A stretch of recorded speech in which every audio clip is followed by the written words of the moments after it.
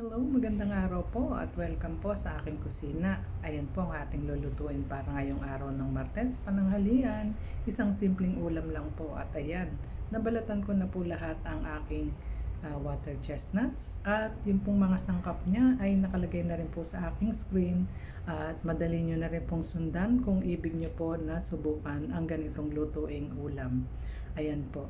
Pagkatapos ko po na iniwa ng manipis ang aking water chestnuts, ngayon naman po ay aking i-slice pa rin siya ng maninipis at hihiwain pa rin ng manipis. Ayan. At saka isasama ko po silang lahat pagkatapos ko ng may slice sa aking giniling na isda.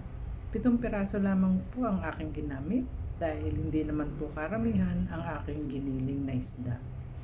At ayan na nga po. Tara. At tayo na po yung maglalagay pa ng ibang ingredients. Ayan. Nilagyan ko na rin po ng 1 teaspoon na asin. At olive oil po ang ginamit ko. Pwede rin naman po kahit anong mantika ang inyong ilagay.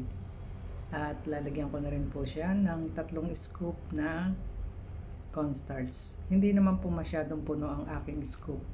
Tinansya ko lamang po sa dami ng aking sangkap. Ayan. At kumuha na rin po ako ng plastic gloves para po sa paggamit sa ating pagmamasa ng ating mga sangkap. Ayan po.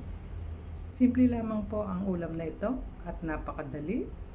At syempre affordable din po ang kanyang mga sangkap at masarap po. Simpleng-simple pero masarap. Ayan po. Mamasa ko lang po yan na maramdaman ko na sila po ay nagsama-sama na.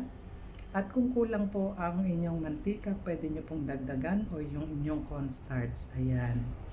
Pagkatapos nga po, ayan, at akin na pong nilagay sa plato na pare-pareho ang size. Depende na rin po sa inyo kung gaano kalaki ang inyong gusto. At nagpainit ako ng kawali na may mantika. At syempre, pinrito ko na po ang unang nagawa nating 4 na piraso. At mga 3 minutes lang po akin ang binaligtad. At kinakailangan din pong i-brown ang kabilang side. At pagkatapos, ayan na nga po ang ating finished product, ang ground fish patties with water chestnuts. Kaya, thank you for watching.